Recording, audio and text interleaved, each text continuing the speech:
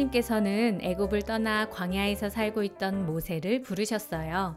모세는 불타는 가시나무가 사라지지 않는 것을 보았죠. 그곳에 가까이 다가가자 하나님께서 말씀하셨어요. 네가 서 있는 곳은 거룩한 곳이니 신발을 벗어라. 모세는 얼마나 감격했을까요? 하나님께서 지난 40년 동안이나 잊혀진 존재로 살았던 황량한 광야에 마른 나무와도 같았던 자신을 찾아주셨으니 말이에요. 게다가 하나님께서는 모세가 젊은 시절 꿈꾸었던 일, 이스라엘 민족을 구원하시겠다고 말씀하셨어요. 그런데 사실 모세의 마음에는 불안한 마음도 있었나 봐요. 모세는 하나님께 이야기하죠. 제가 애굽에 있는 이스라엘 민족을 찾아갔을 때 사람들이 제 말을 믿지 않고 하나님이 너에게 나타난 게 아니야! 라고 말하면 어떻게 할까요? 그러자 하나님께서는 2가지 기적을 보여주세요. 네가 들고 있는 지팡이를 땅에 던져보아라. 모세가 지팡이를 던지자 지팡이는 뱀이 되었고 모세는 놀라서 피했어요.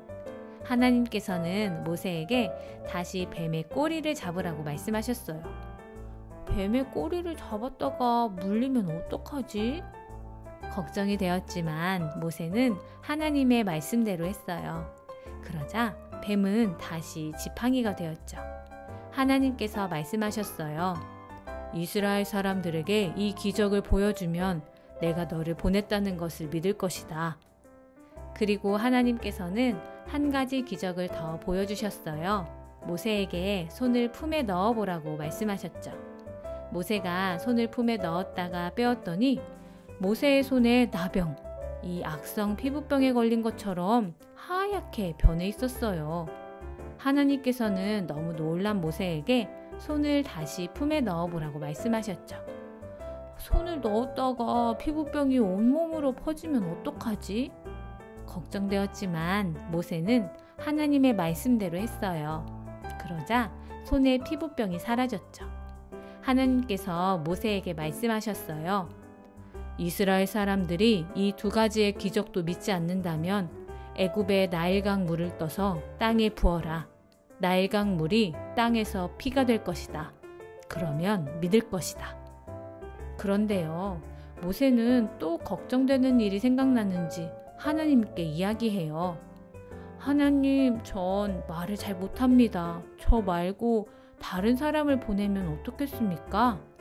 하나님께서는 정 그렇다면 너의 형 모세와 함께 가라고 말씀하시죠.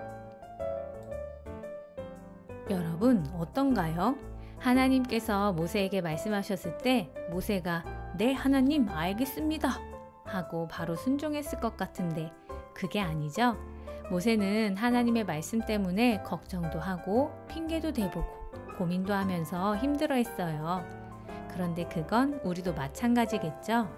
새롭게 시작된 한 해 동안 말씀을 따라 살아가는 우리는 모세처럼 걱정도 하고 이런저런 핑계를 대며 힘들어하기도 할 거예요. 하지만 꼭 기억하세요. 하나님께서는 그런 우리를 격려하시고 다독거리기도 하시고 다시 손을 잡아주시고 함께 할 사람들을 보내주신다는 걸 말이에요. 우리 친구들이 하나님의 도우심을 통한 순종의 한 해를 보내길 바래요.